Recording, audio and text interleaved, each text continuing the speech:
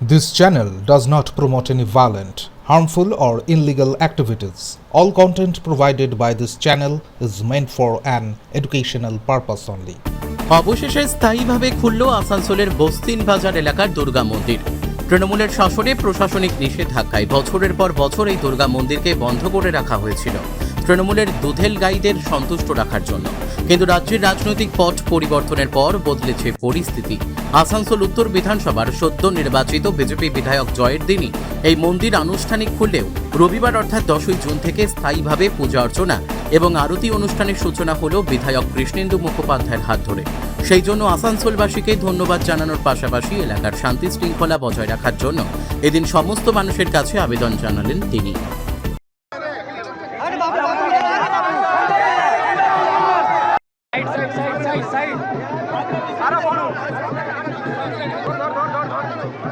आप अंदर आ जाइए, आप अंदर आ जाइए। पीछे आगे लगे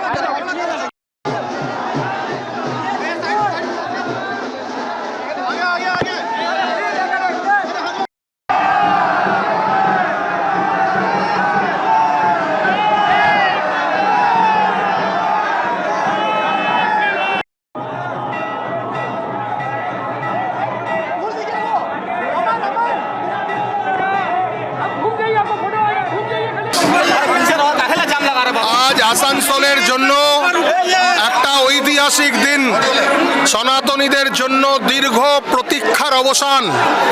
আমরা বলেছিলাম যে আমার নির্বাচনী প্রচার শুরু হয়েছিল এই বস্তিন বাজার দুর্গা মন্দির থেকে। আমি বলেছিলাম যদি আমরা পশ্চিমবঙ্গে সরকার তৈরি করতে পারি, at the same time Asansol উত্তর থেকে যদি নির্বাচিত হই, এই মন্দির আমি খুলব। আমি 2021-এও আমি একই কথা বলেছিলাম এবং 2026-21-এ আমি এখানে ইলেক্টেড হতে পারিনি। 2026-এ পার্টি আমার উপর আস্থা বিশ্বাস রেখেছে এবং আমি এখান থেকে প্রচার শুরু করেছিলাম। আমার কালকে শপথ গ্রহণ আমাদের হয়ে গেছে, মুখ্যমন্ত্রী শপথ নিয়েছেন। আজকে আমরা এখানে নিত্য পুজো শুরু করলাম। এবার থেকে রেগুলার রোজকার এখানে পুজো হবে। আসানসোলের মানুষের দীর্ঘ প্রতীক্ষার অবসান, সনাতনীদের দীর্ঘ প্রতীক্ষার অবসান।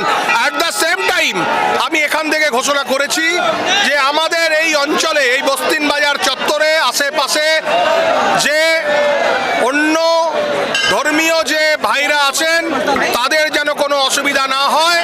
সনাতনীরা আমরা বিশ্বাস করি